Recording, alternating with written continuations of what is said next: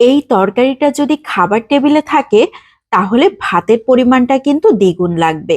সবাই এক প্লেটের জায়গায় 2 প্লেট খেয়ে ফেলবে, এত মজার হয়। প্রথমে আমি বেশ কয়েকটা টমেটো নিয়ে নিয়েছি। টমেটোগুলোকে পানিতে ভিজিয়ে রেখেছিলাম, খুব ভালো করে ধুয়ে এখন কেটে নিচ্ছি। এখন একটা সাইডে উঠিয়ে রেখে দিচ্ছি। এদিকে আমি ইলিশ মাছের মাথা আর লেজ নিয়ে নিয়েছি। এই মাথা আর লেজগুলোকেও আমি একদম ছোট ছোট করে কেটে নিব। এই তরকারিতে ইলিশ মাছের মাথা লেজ ব্যবহার করলে বেশি টেস্টি হয়। সবগুলো আমি একই রকম ভাবে কেটে নিয়েছি। কাটার পরে খুব ভালো করে ধুয়ে তারপর লবণ হলুদ মাখিয়ে রেখে দিতে হবে। এদিকে চুলাতে একটা প্যান বসিয়ে 3 টেবিল চামচের মতো সয়াবিন তেল দিয়ে দিয়েছি। তেলটা যখন গরম হয়ে গিয়েছে তখন লবণ হলুদ মাখানো মাছের কাঁটাগুলোকে দিয়ে দিয়েছি। এখন খুব ভালো করে নেড়েচেড়ে হালকা করে ভেজে নিব। একদম কড়া করে ভাজবো না, জাস্ট তেলের উপরে একটু নেড়েচেড়ে নিব।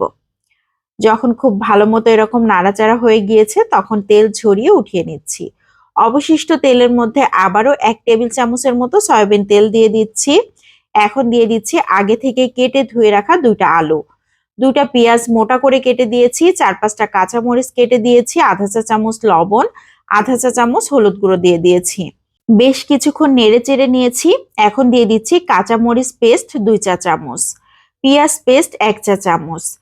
এখানে মরিচটা বুঝে দিতে হবে যে যেমন পছন্দ করেন, তবে এই তরকারিতে কাঁচামরিচ ব্যবহার করলেই টেস্টি হবে। এখন দিয়ে দিচ্ছি আধা কাপের মতো পানি।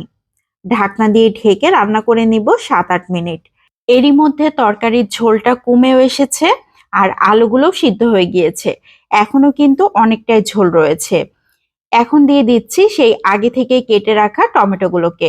টমেটোগুলোকে এই পর্যায়ে দিতে হবে, একটু ঝোল রয়েছে এর মধ্যে, তাহলে টমেটোগুলো খুব ভালো মতো সিদ্ধ হয়ে যাবে। টমেটো থেকেও কিন্তু অনেকটাই পানি বের হবে। আবারও ঢাকনা দিয়ে ঢেকে 5-6 মিনিট জাল করে নিচ্ছি। এরই মধ্যে টমেটোগুলো একদম সিদ্ধ হয়ে গিয়েছে। এখন অনবরত নাড়াচাড়া করে নিতে হবে, টমেটোগুলো আলুর সাথে একদম মিশে যাবে। খুব ভালো মতো করে কষিয়ে নিয়েছি। এখন দিয়ে দিচ্ছি ঝোলের পানি। ঝোলের পানিও কিন্তু খুব বেশি লাগবে না, আমি আধা কাপের মতো পানি দিয়েছি। এখন দিয়ে দিচ্ছি আগে থেকে ভেজে রাখা ইলিশ মাছের মাথা ও লেজগুলোকে। খুব ভালো করে নেড়েচেড়ে সবকিছু মিশিয়ে নিচ্ছি। এখন ঢাকনা দিয়ে ঢেকে আবারও রান্না করে নেব 6-7 মিনিট। এরই মধ্যে তরকারিতে খুবই সুন্দর একটা বলক চলে আসবে। এই তরকারিতে আমি খুব বেশি ঝোল রাখবো না, কেউ যদি চান তাহলে একটু বেশি করে ঝোলও রাখতে পারেন। ঝোল খেতেও কিন্তু ভালো লাগে। এখন আর ঢাকনা দিয়ে ঢাকার প্রয়োজন হবে না, এভাবে জাল করে নিয়েছি আরো বেশ কিছুক্ষণ। তারপর দিয়ে দিচ্ছি আধা চা চামচ জিরা পেস্ট। অনেকেই বলে থাকেন ইলিশ মাছের তরকারিতে জিরা পেস্টটা একদমই যায় না, এটা কিন্তু একদমই ঠিক না। এই তরকারিতে অবশ্যই জিরা পেস্টটা দিবেন, তাহলে কিন্তু খেতে ভালো লাগবে, ইলিশ মাছের পারফেক্ট টেস্টও পাওয়া যাবে। খুব ভালো করে আবারও নেড়েচেড়ে এখন ঝোলটাকে একদম কমিয়ে নিয়েছি। আমি গায়ে মাখা হালকা একটা ঝোল রাখবো। রান্না একদম কমপ্লিট হয়ে গিয়েছে। এখন চুলাটাকে বন্ধ করে দিচ্ছি। তরকারির কালারটা দেখেন, জাস্ট ওয়াও। এখন সার্ভ করে নিলেই খাওয়ার জন্য একদম রেডি।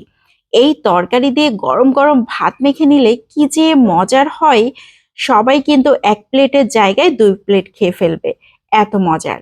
তো কেমন লাগলো সবাই লাইক ও কমেন্টের মাধ্যমে জানাতে পারেন।